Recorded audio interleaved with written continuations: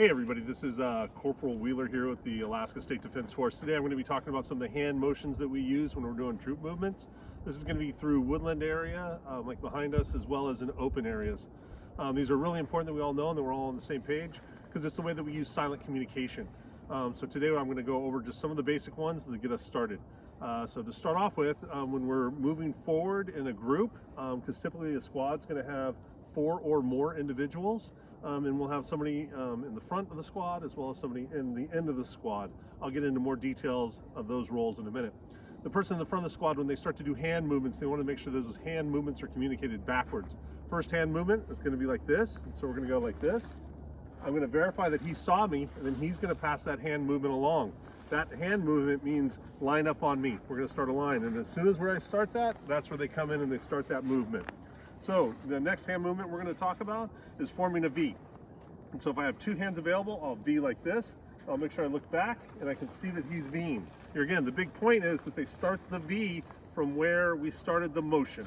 Okay, or another way to do it, if I only have one hand free because I might have a weapon with me, is the shotgun. Okay, great. So the next hand movements we're going to talk about is when we start to come up to a roadway or a path or a trail. We're going to call that a linear danger area, and that motion's like this. So as I start to come up, I pass back. He repeats it backwards down to the rest of the troops, and then what that does is that allows us to bunch up so that we can assess what the danger area is, and then the next movement would be to scroll the road. And so the scrolling the road is a technique that we can show in a different video, but that hand motion is going to be here, and we're going to pass that hand motion along. So that's the basic hand motions that we're going to be going over today. Last one is the rolls. So we have the person in the front of the line, which a lot of times is calling the rolls, and then the person in the back is going to be dictating like head count. So if we go far enough down the road, I'm going to pass down a head count, and that's going to be passed along all the way back. And then when you go to do your head count, you're going to, the very first person goes, I am 1, you're 2. I am 2, you're 3.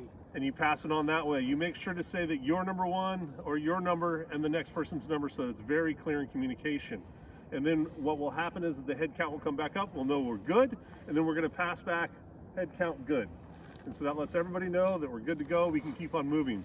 Another hand motion that we want to be mindful of is that we want to make points of reference that we can always fall back to. And so what we're going to do is we're going to do a downward circle, and we're going to point to that. Now, when we go to point to these, we want them to be something that's identifiable, that something's like a big rock that's out of the normal, maybe the corner of a structure, it could be a fence line, it could be a abnormally tall tree in the area, but it has to be something that's going to be recognizable as a fallback point. As we're progressing through, you always fall back to the last identified fallback point.